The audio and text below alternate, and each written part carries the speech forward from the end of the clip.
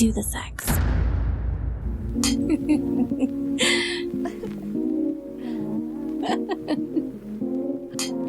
Today's Locker Room Talk and Shots topic is Dom in the Streets, Sub Between the Sheets, the truth about dominant and submissive personality traits.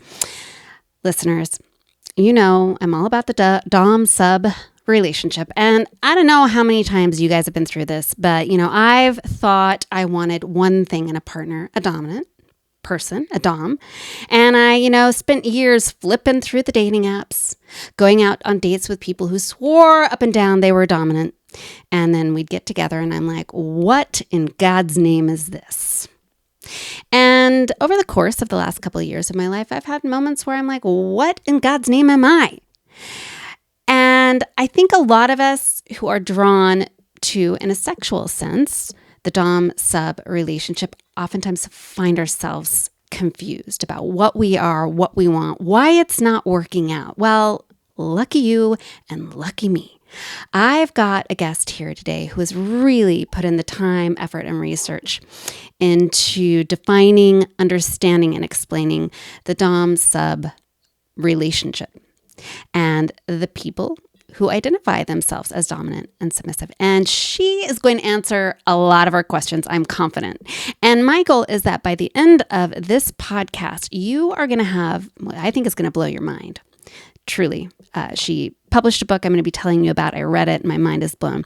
But you're going to have a lot of these questions answered. You are going to know better where you fit in, if at all, to the dominant and submissive relationship style.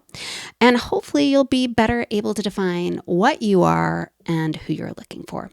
My guest today is Chris M Lyon. She is a relationship expert and coach certified in applied neuroscience and brain health. She is the author of Leading and Supportive Love, The Truth About Dominant and Submissive Relationships. And she has coached thousands through crisis, trauma, and leadership for over 2 decades. Chris, I would like to hand the mic over to you and let you tell my listeners a little more about you. Oh my goodness. Thank you so much for this opportunity. I love being here. I just love what I do. I work with people on their relationship with themselves and others. And I've noticed that there are themes and there are trends over all the years that I've worked with so many people and heard from so many people.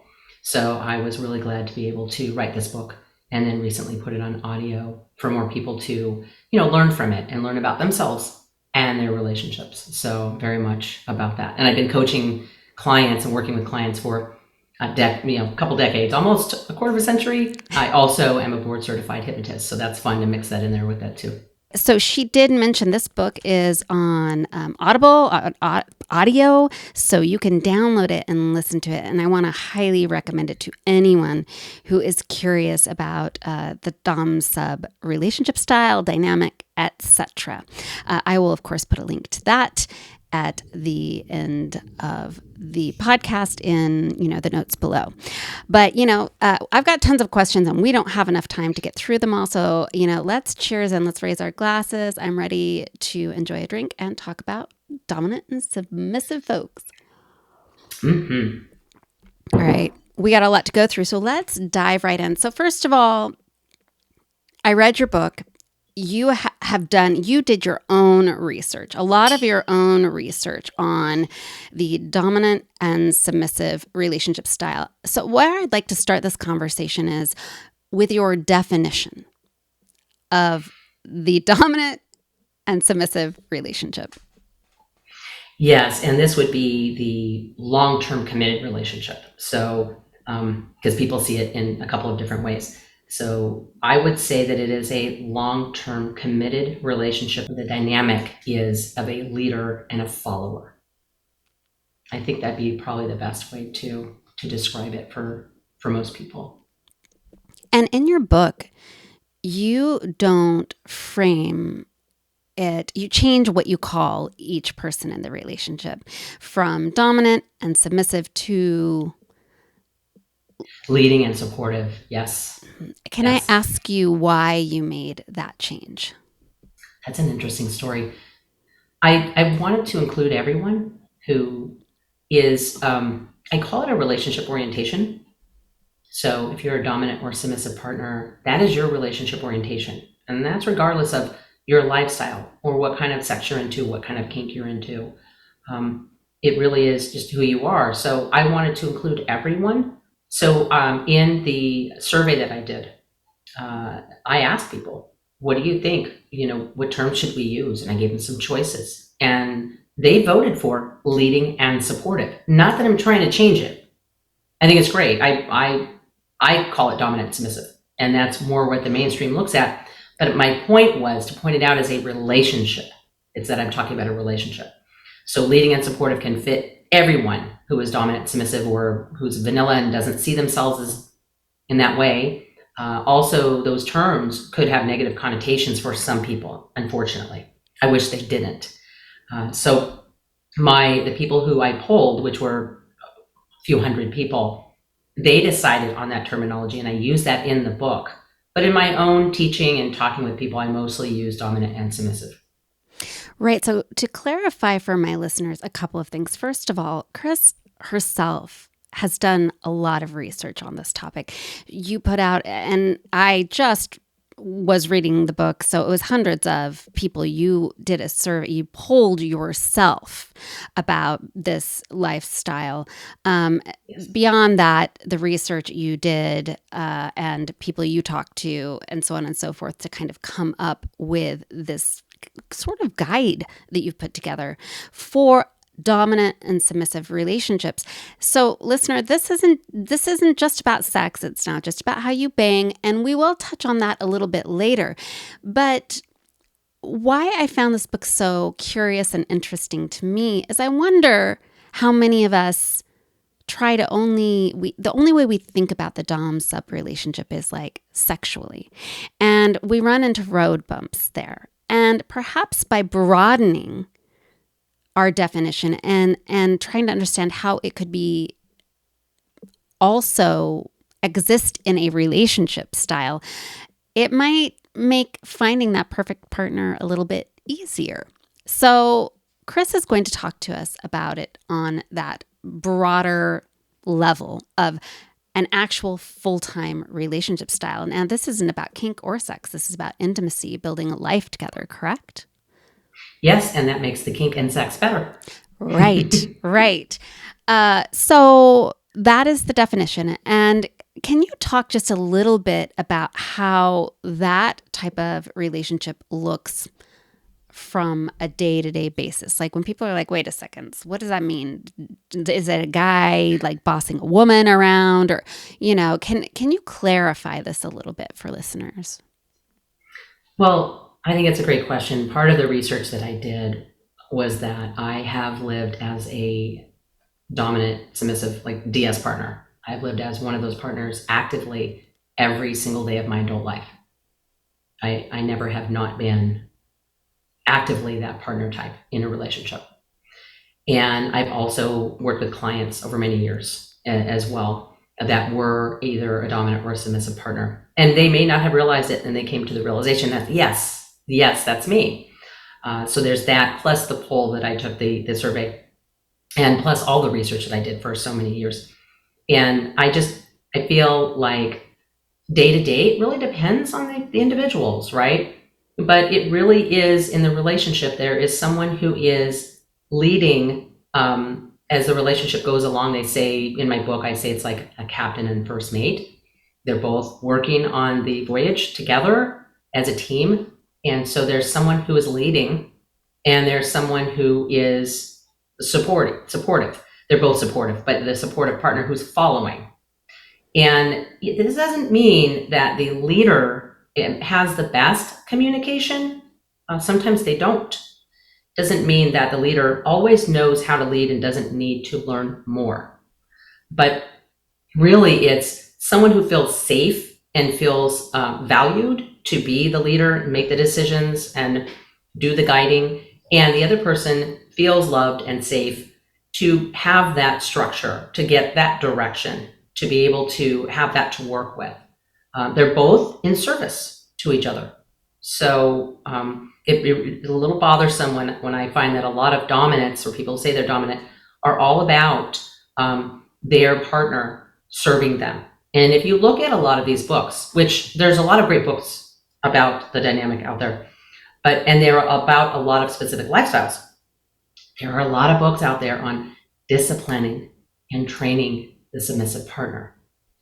I don't think there are all that many books out there about how to be a better leader, but that's really how it goes. Both partners are with their counterpart, and they're doing their part in the dynamic to make it work. And it really causes like a beautiful connection that just thrives day to day, more and more. And there's less power struggles. We can talk about that later if you'd like. But there are a lot of advantages that DS partners enjoy. But I would never, ever suggest that somebody force that on themselves or try to push that on themselves or their partner. So it is two people choosing to be in the role they want to be, Yes. and looking for their counterpart. I think people who want to be the submissive in a partnership oftentimes are looking for people to make some of those big decisions. And they're like, I'm the person that can take that big decision and help you push it through. Like, I am the person who is going to help you get that through the door.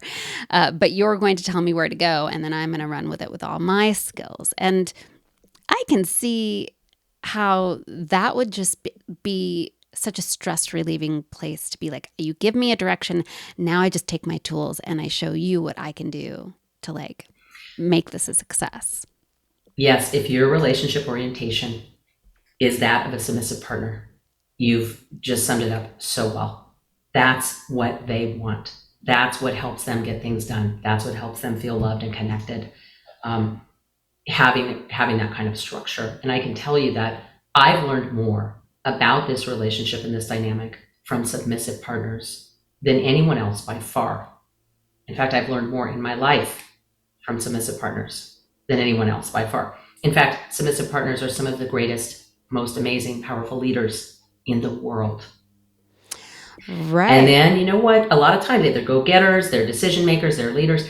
And then at the end of the day, when it comes to their relationship, they want a soft place to lay their head, and they don't want to have to be bothered to make the decisions. They want that structure in place. And it works. Right. This is a beautiful segue into what I want to do next, which is talking about the personality traits, the real personality traits of DOMs and submissives. And I want to start with the submissive because I don't think people really understand what a true submissive personality is like. So I want to start with a quote that I pulled from the book that really struck me and like spoke. And I don't know what I am. I'm just going to put that out to you. But I think that this was something that really struck me while I was reading some of the personality traits you listed for a submissive. It said decisiveness, direction, and guidance from their partner makes them feel secure and loved. That guidance and decisiveness is what makes them feel secure and loved. And that just, those words leapt off the page to me. And I thought that makes so much sense. You know, in a relationship with someone, I think sometimes we get into relationships and we don't understand why we aren't feeling secure or why we aren't feeling loved. They brought me roses. They told me I'm pretty. Yes. And I was like, God damn. Like, this makes sense. So I want to dive into, that was just something that left out to me, but I'd like you to dive deeper into the submissive personality. Well, what you read was what I've heard from literally tens of thousands of submissive partners, clients, followers, readers, etc. And that's huge for them. And usually that would leap out at someone who would tend to be more on the spectrum of the submissive side versus the dominant side. That wouldn't leap out for a dominant partner so much. You know what I'm saying? But as far as the submissive partner, I think for me, what I want people to know, number one, is not all submissive partners are submissive people. I really want to underline that. They are, again, incredibly powerful, amazing people. They're good at leading, but again, their relationship orientation leads them to be that follower in the relationship. They are really good at picking up the nuances in the relationship. They're very good at anticipating their partner. There's so many things there's so many strengths that they bring to the relationship. And the leading, they're also the biggest source of learning for the leading partner, for the dominant partner, because people don't realize this, but they will guide their partner. They will guide them. They will bring things up to them. They will come to them with and explain their point of view or how they see things. They'll ask questions that are really thought-provoking. They will guide the leading partner, and people don't realize that. So a lot of them, again, they're leaders, they're independent people, they're strong people. They're not all submissive people. Many of them are not, and they can guide their leader. Their leader can learn from them. So people think that they're wishy-washy or they're weak or they can't make their own decisions. That's just not true. This is a relationship orientation. It's very real for them. Unfortunately, another thing about them is that they can tend to think that someone is a dominant partner when they're not. Yeah, so there's a whole little recipe for that. But that is actually one of the biggest problems that I've seen in DS relationships, that they think someone may be a dominant partner, and that's just not the case. And that causes a lot of pain and suffering, unfortunately. Yeah, I was also looking through your social media, doing my research, and I had seen there was this piece about how the submissive will dive into the research and start doing all of the research on the or what I think it could be in anything. Like the dominant says we're doing this, and then you're like, all right, I'm going to make it happen. You're doing the research, blah blah blah, and then your partner, who's in the lead position, just doesn't do anything with it. And here you are. Ouch. So what happens is, if the submissive partner doesn't have a dominant partner who's actually leading and working to be a better leader, the submissive partner will go out and do the research for them. And then they'll try to do the work for them. And then they'll end up taking over the leadership position in the relationship, when that's the last thing they wanted to do, but they do it to save the relationship, waiting for something to happen, waiting for it to take. And when they do the leadership position, the other partner doesn't go along with it.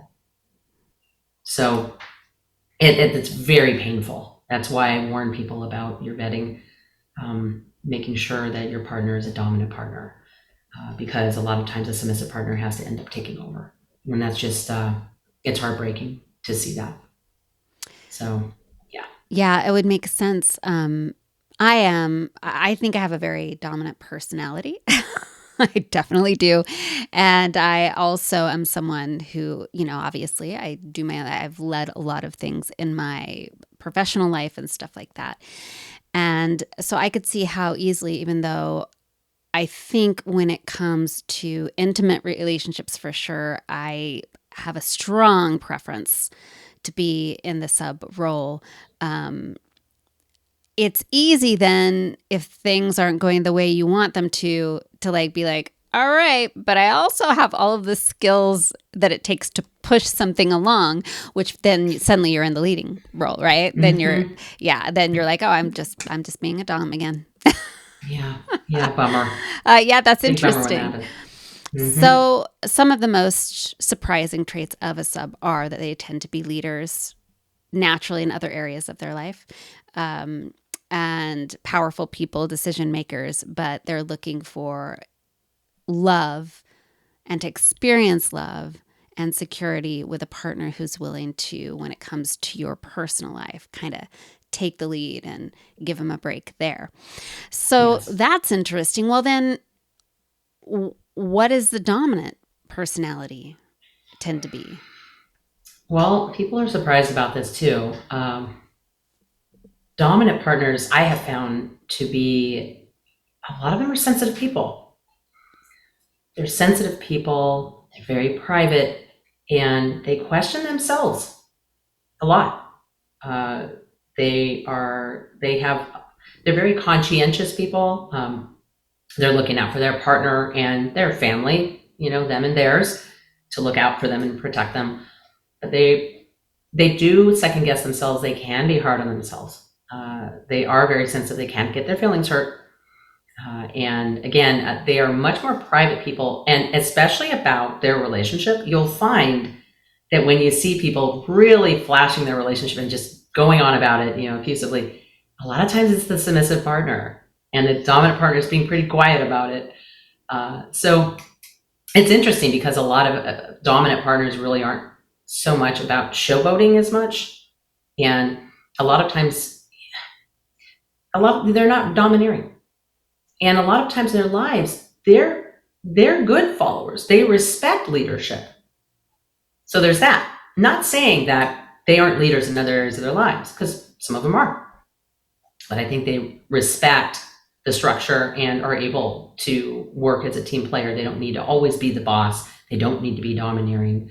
They don't need to push people around. So you'll see a dominant partner in life a lot of times isn't trying to take over in their friends' lives and other people's lives, or at work a lot of times. They're good team players from what I've seen. So, yeah. So would you say that, I think there are some misconceptions, maybe I'm wrong in saying that people who are DOMs tend to be like alpha personalities. Is that true? There are a lot of submissive partners that are alpha personalities out in the world. And there are some dominants that are alpha personalities out in the world. From what I've seen, the more someone who says they're a dominant partner, the more they assert their alpha self out amongst other people. To me, the less of a dominant that I would think they are, because they're needing to go and like force that on people. So I think either partner can be an alpha, absolutely. But if you look at, they've done studies on pack leaders, and they're saying some of that research was wrong, but I think that dominant leaders like to be the head of the family, the head of the pack, and do the leading. I think that's where they feel they belong. And I don't think that they fit real well elsewhere. What is one of the most surprising traits of a dominant personality? Is there something that stands out to you that's like, this is something nobody would suspect they'd see in a dom? They can be wrapped around their submissive's finger. They also show their belly to their submissive partner. They can be very vulnerable. They have a hard time showing that, because if they show vulnerability or they show a question in their leadership, it may make their submissive partner think less of them, or maybe question their ability to lead. But the other thing too is they lean on their partner, and when they lean, they can lean hard. And people don't realize that, but they're people too, and they can get their feelings hurt too. They can get abused as well and mistreated by their partner. But yeah, when they lean hard, and it's tough for them to be vulnerable when they are. It's a beautiful thing with that's what the submissive partners are like. I not only can I handle it, I want that. They accept all of their partner. So I think it's pretty beautiful. So there are a number of surprising things about dominant partners people wouldn't guess initially. Right. Well, how can you be a dominant partner or a leader if you don't have anyone to lead? So, your submissive becomes, it would seem to me, correct me if I'm wrong, I am definitely not the expert, that the dominant is super dependent on their submissive for that role, for like being whole in that role, right? Absolutely. Absolutely.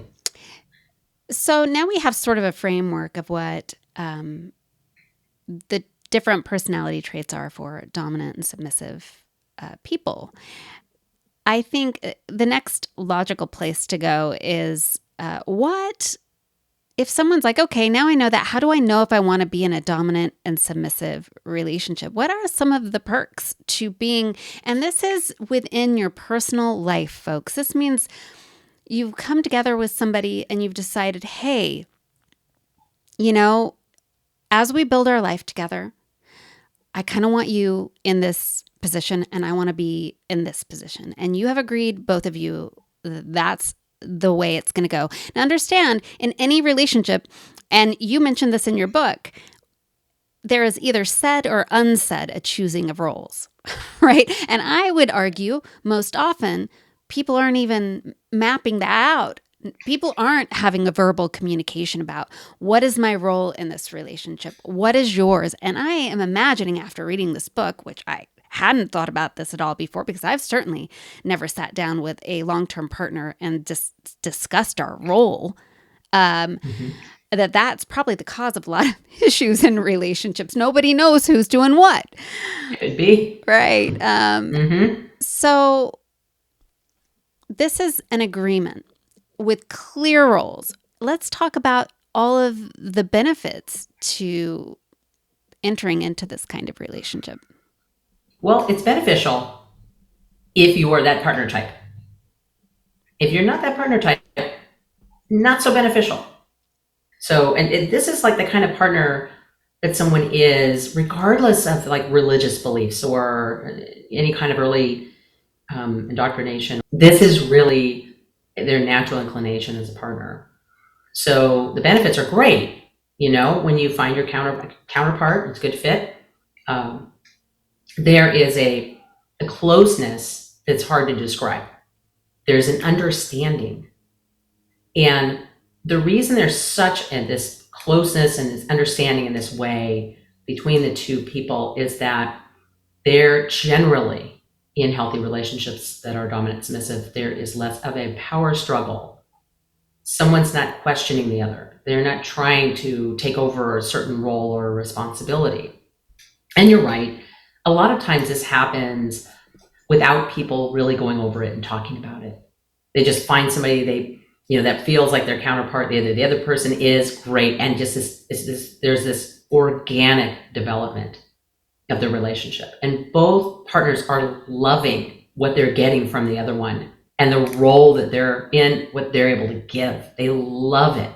It feels like home. There's this great home, great understanding, there's great bond. It's a special bond, I believe.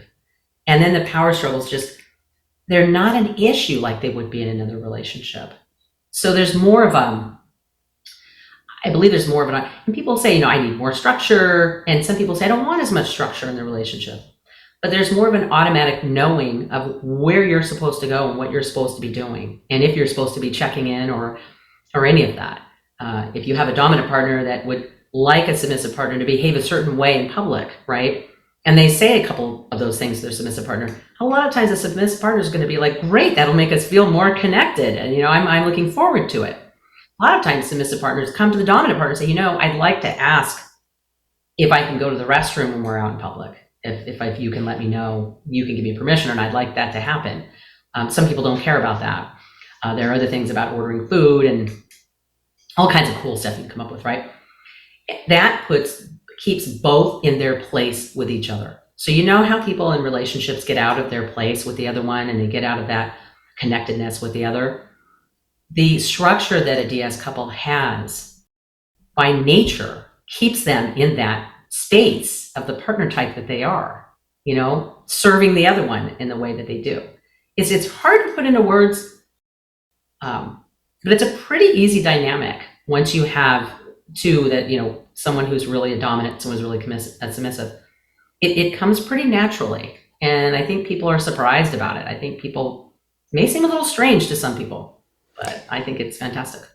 I think in your book, way you said, maybe you quoted someone else, but one of the comparisons was to a dance, that dynamic working in a relationship, like people, I can't remember, maybe doing the tango or something, like dance partners, Yes. knowing, what to do because one person's leading and one person's following, and together you're moving together to create this beautiful dance, right?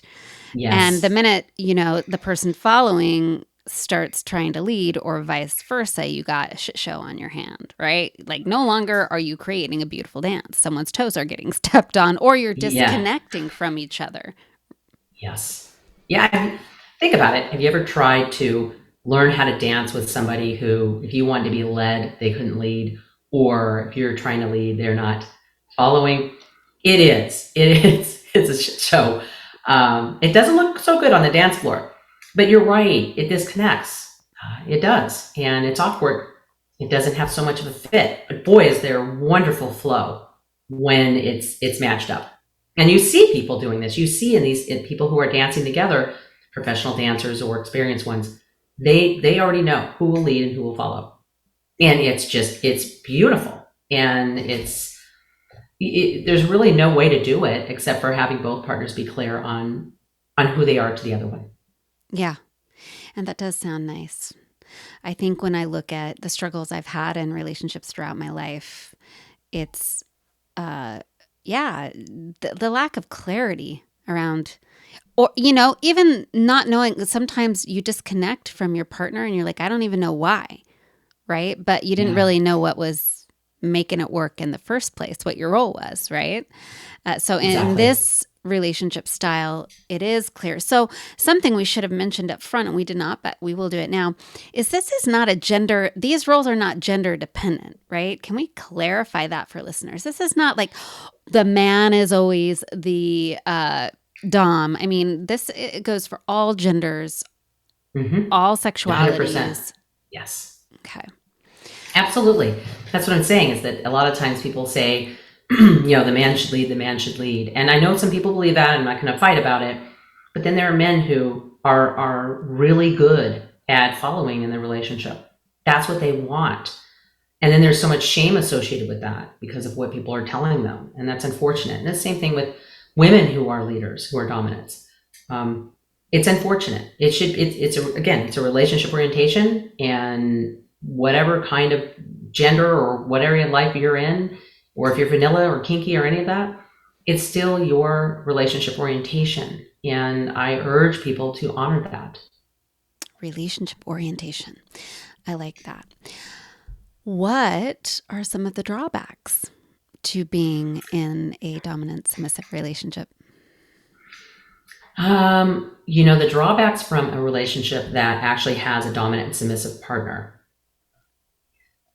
There could be the same thing as another relationship where they're both, they may not have learned how to have a healthy relationship. Sometimes dominant partners don't know how to communicate as well. And so they kind of will shut down the communication, and then the submissive partner is suffering and the relationship suffers. A lot of times the submissive partner won't want to bring issues to their dominant. They won't want to come to them and tell them they're having these issues and they'd like to have changes made, because they feel like they're topping from the bottom. They feel like they don't want to be the ones in control, but then the dominant can't read their mind. So they are obligated to bring that to their partner. Just like if there was a problem with the ship, the first mate needs to report that to the captain. You can't just look at it and, captain should come across it. That's one. But what I have seen that are some of the biggest problems, troubled areas for DS partners, are people on the outside. And this would be in a couple of different areas. Number one, therapists, mental health practitioners. A lot of them don't understand it, and a lot of them have a strong bias against it, which is really, really unfortunate and harmful. Now, some of them get it. I've had some of my readers, bring their books to their therapists and ask them to read it, and they did, and it helped. But I've heard too many stories of people saying, I went to my therapist about some problems in my life, and it wasn't about my relationship, and my relationship's fine, right? Dominant submissive relationship. And the therapist warned me about the relationship and told me I shouldn't be in that kind of relationship. That's harmful. So a lot of therapists who may not understand the dynamic, that could be a problem. Also, people out on the outside will be friends and loved ones who don't understand, who are worried for one of the partners, usually the submissive partner, or they've just lost control and influence over this person, and they don't like the fact that somebody else is a bigger influence. They don't like it at all. So a lot of times they'll be judgmental, or they'll be negative towards the partner or the relationship or everyone, both involved, and they'll take shots at them, and they won't be as accepting. And that causes a lot, again, hurt and harm. So from what I've seen, these are some of the biggest struggles. And I think the biggest struggle is when one of the partners is not a real DS partner. And that's a real mess. That's a big problem. So, but yeah, those are some of the biggest problems. Yeah, I think a couple of thoughts come to mind when you talk about people on the outside. I think there are a couple of things. I think that especially, and I believe you touched on this in the book, if it is the woman who's decided in this relationship, I want to be in the submissive role, that people can be very like, oh, I thought you were a feminist. Like, no feminist would want to be submissive in a relationship.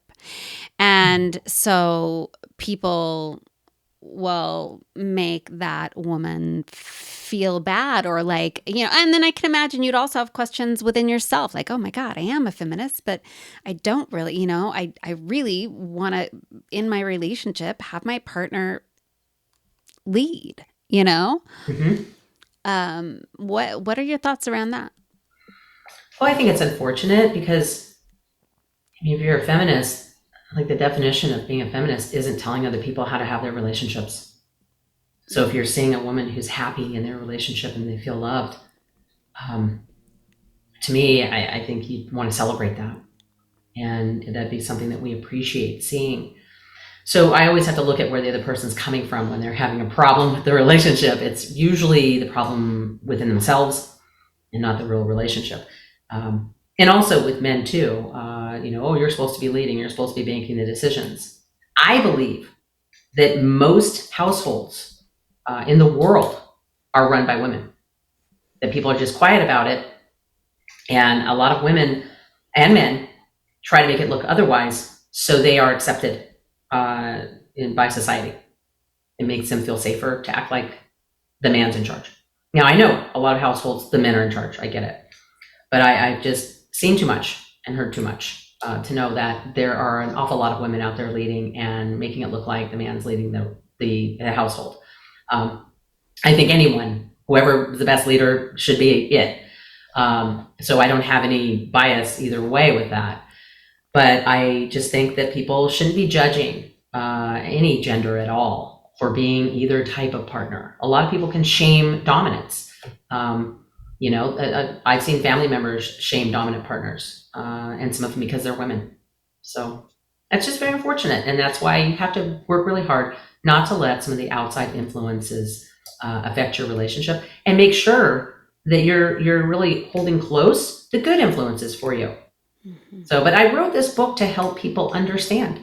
I wrote this book to help other people explain to their loved ones. You could sit down with your friend and say, hey, I actually chose this because this is the kind of partner I am. This is who I am. And I chose them. And a lot of times the submissive partner does the pursuing.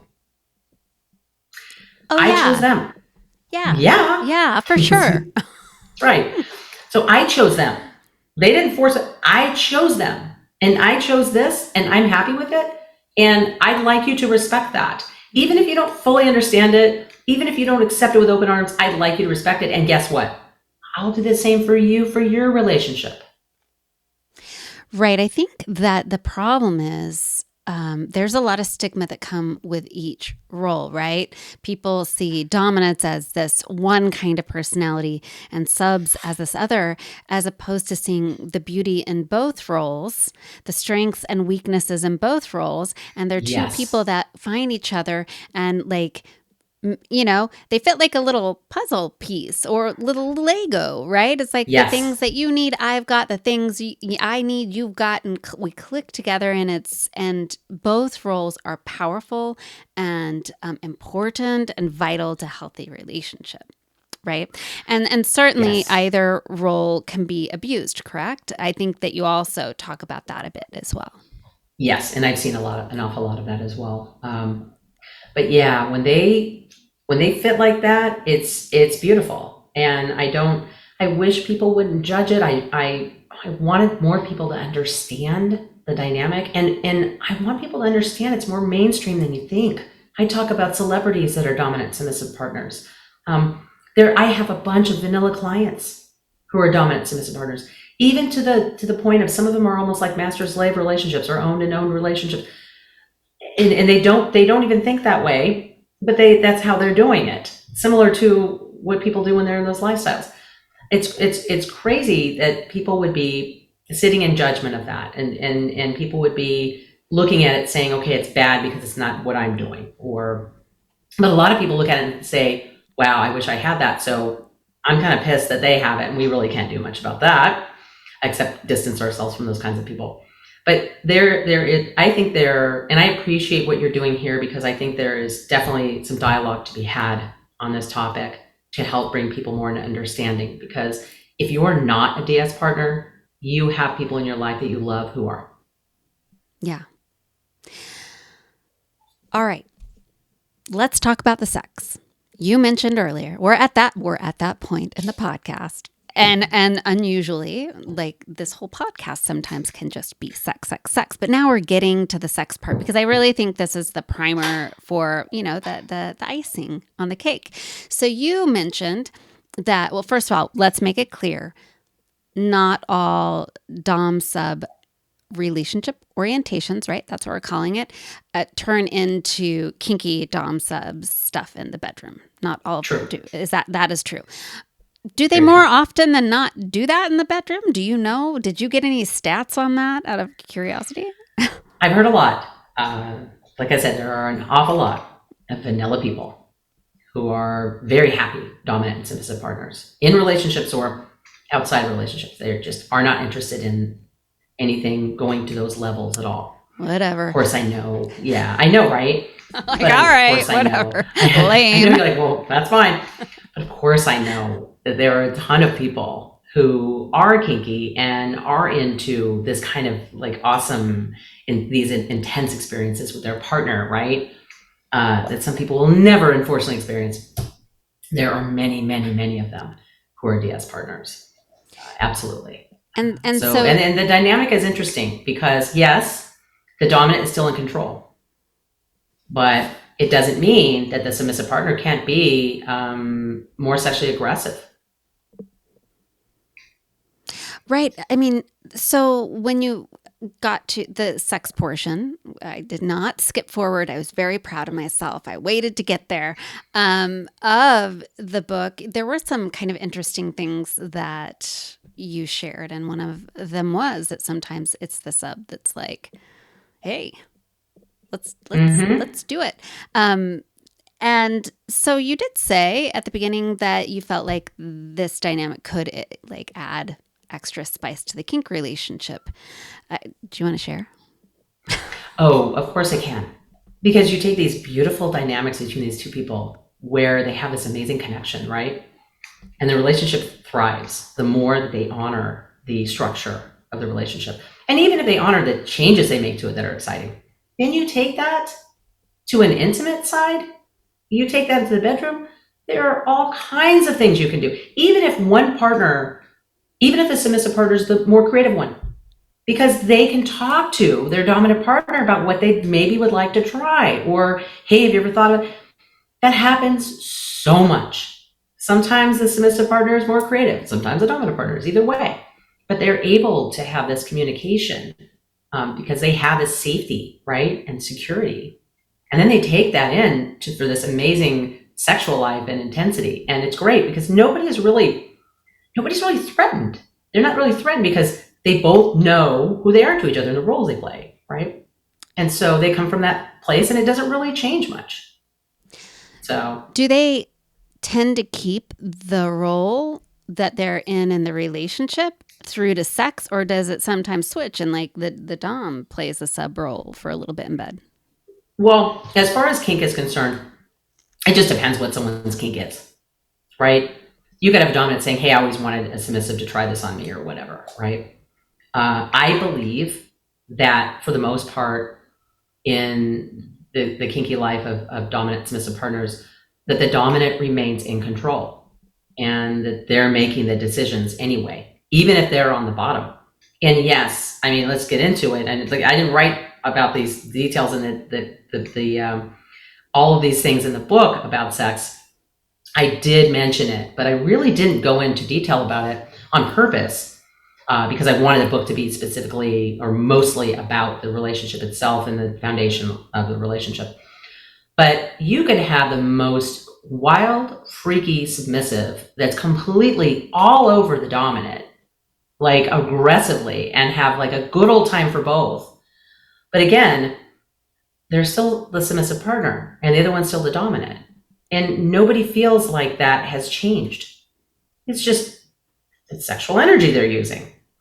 As far as topping and bottoming, I don't really hear about many dominant partners who want to bottom, or about many submissive partners who want to top. Unless they're switches, but that's not on either side of the spectrum. So I think that, if that's the case, if there's some of them that don't want to do that, great. But I don't hear about it very much.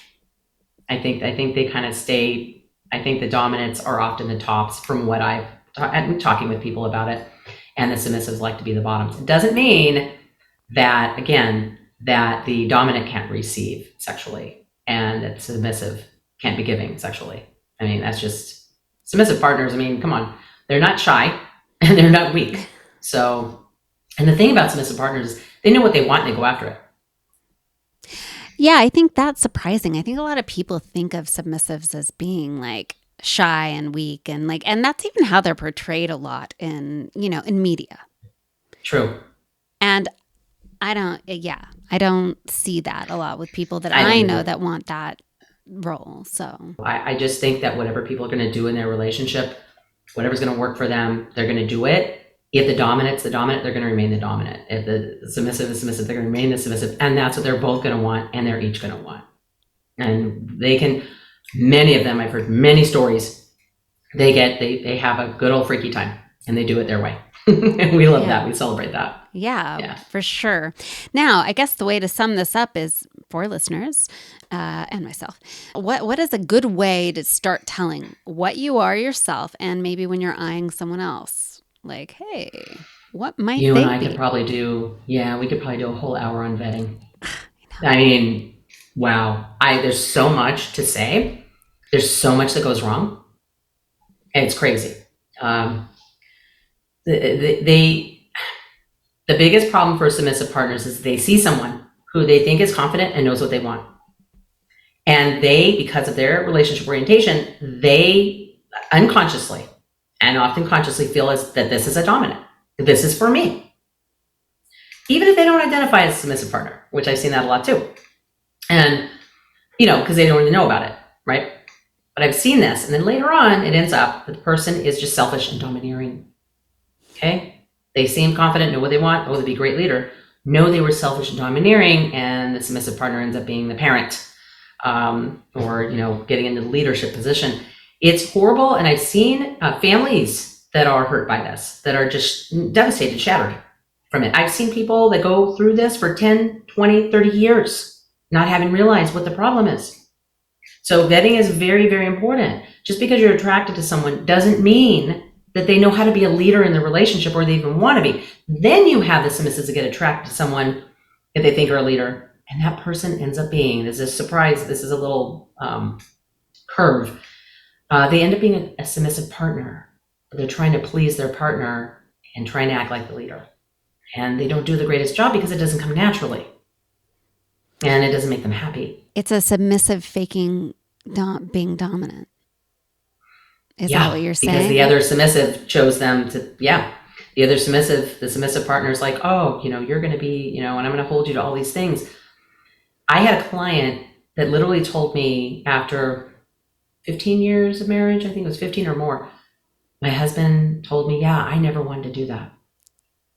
Yeah. I was like, oh man. So vetting.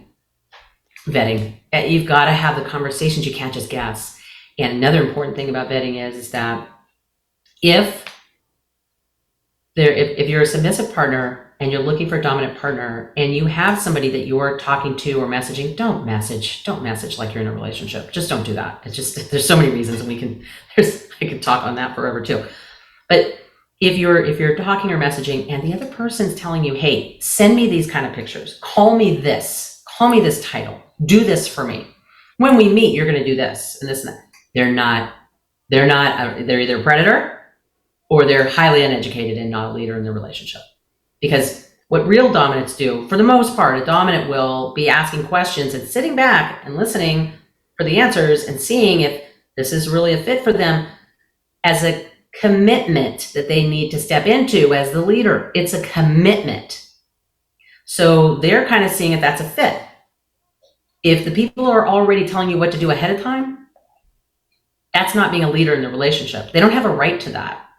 They shouldn't be doing that. So they're not your dominant until there's a commitment. Or commitment meaning if you've decided that you're going to be exclusive or, any of that kind of thing. But there needs to be some really rigorous vetting for that. And I do teach vetting, and I do have a course on, DS relationships and vetting. But yeah, that's super important to do your vetting and not just assume that they are. You have to have the conversations about it. And how do you know, let's say, someone's thinking to themselves, well, I think I'm a sub and I think I want to find, how do you know what you are? Are there any tips? I know that it's a whole topic. I'm asking you to, in a very limited time, tell me a lot, but at least for listeners, a couple tips tonight as they're sitting at home digesting this and they're like, I think this is what I am. How can you start to solidify whether you are not either a dom or a sub? Right. I think people get confused about that because they say, well, I make decisions in my job and I lead and I have a strong personality, so I may be dominant. No. First of all, keep the rest of your life and your relationship apart. Okay? Separate those two. Then look at what you've been attracted to or who you've been attracted to. Has it been someone who's a follower or a leader or seems that they would be a follower or leader to you? What has excited you? Someone who's submissive or dominant? Now, if you're a submissive partner, what's excited you, people you've looked up to, been attracted to, have been people that you that you would like to be a leader. You'd like to have them as a leader. And that's a reason that you're attracted to them. But there's also another way. I have the profile points in my book, and you can review those and see if most of those are points that you would relate to, but not necessarily in relationships you've had, in really what you want and who you feel you are, because some people have been in relationships that weren't right for them. So don't do it according to your life and your relationships, like your job and your relationships.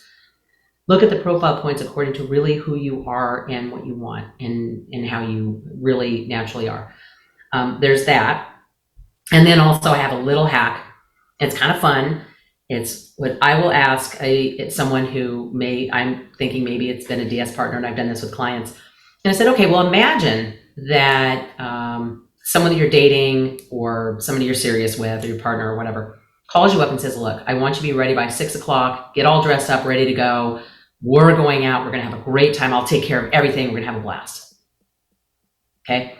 Normally, when I say this, submissive partners, their faces light up. And they're like, oh, and they like it. They have a visceral response to it. Like, oh, that sounds so good. I would love that. A lot of dominant partners are like, I don't know. What do you mean? Give me some details. And I've seen that. And it's there's exceptions to the rule, but in general, I've seen submissive partners' faces light up over and over and over because yes, that. Now dominant partners know. They don't necessarily want that. So that's a little hack, but the profile points help as well. But really separate your relationship, how you want to be in a relationship and who you want to be in the relationship away apart from your life, and see how that feels to you. Does it feel submissive or dominant? I like that. That's a good hack. That's a good hack. I use that for so many years with my clients. I think that it surprises people. I love it when I go out to dinner and someone will pick food out for me. See? I mean, I can also eat almost anything. So I'm like, take me on an adventure, man. Just pick, because I will sit there for hours because I love food so much and try and figure out what I want. And if someone's just like this and this, I'm like, heaven.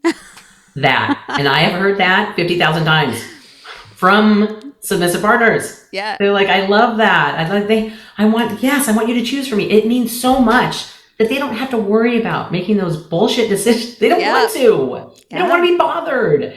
Well, a dominant partner loves that. They're like, yeah, that I'm going to decide, It's kind of, it's service. And it's exciting that way. But dominant partner pointing out what you want them to eat, not so much. Right. Isn't that funny if you spin it and look at it that way? That's actually the dominant partner doing work. Like doing work for you. They're picking stuff. You're just kicking back and relaxing and not working. Someone else is doing that shit for you. I don't know. Thank you for bringing that up. That's how it feels. Thank you for bringing that. Yes, because a lot of submissive partners are very responsible, independent people, and they do all those things. And then they want a place and someone they don't have to do those things with, that they can trust will do that for them. Now, the dominant partners, every single time your dominant partner makes these decisions, they are pretty much doing research or thinking about it, asking you questions, determining, putting energy into it and time into it to make those decisions. Please appreciate that. Submissive partners, please let them know how much that's appreciated, because that's energy and time they're investing in you, to make you happy. Mm-hmm. So yeah, I love how both partners, just come together with that. One does it and shows up, and the other one appreciates it, and it's a beautiful thing. I love that. It's a beautiful dynamic. Yeah. And I feel like just kind of what we've gone over, if you are questioning, you're kind of like, I think I'm submissive or I think I'm dominant, and you put yourself in those situations, you can start to really get an idea of who you might be. But go to the book, and I will have links for y'all in the description of this podcast. I'll be sending them out, my newsletter, so that you can purchase the book. I think it's well worthwhile. I have read it. It sort of set me back in my chair. Like the minute I started, really quick too, in reading it, I was like, oh. So it's well worth the while to get it if you are trying to figure out who you want to be in relationships, what kind of relationship orientation you want to have. And then, obviously, if you've been thinking about it in the sack. So can you tell my listeners where they can find all the information they might want or need about you and what you're doing? Sure. They can go to coachlyon.com, which is Lyon, coachlyon.com. And if you'd like to get the book, it is on Amazon, it's on iTunes, and it's on Audible. You're right. And they can find any of that out. I am a kink-aware professional, so they can go to that directory as well, CAP directory. And I do facilitation with couples. I work with people on coming out of relationships, healing and rallying again and getting ready when they do their healing, getting ready for another one. I like to work with people on all levels of their relationship. So coachlyon.com will give you the resources for a lot of that. And they can find you on social media too, right? Because I found you on social media. They can. I'm all over the place, for sure. I found you on Instagram. And again, I will have links for you all so you can get there. And you've posted lots of great tidbits to give people a taste of what you're doing. And so check her out. I'm really excited about it. I think it's going to help y'all out a lot. And you guys know where to find me. You can find me on Facebook and Instagram, Locker Room Talking Shots, She Explores Life, and you're welcome to join me on my personal Instagram, Being Benedetti. I'm on TikTok, Locker Room Talk Podcast, and you can watch this on YouTube, Annette Benedetti. So that's that. Thank you for joining me. Thanks, Annette. It's been a blast. Yeah, it's been fantastic. And until next time, I'll see y'all in the locker room. Cheers. Ring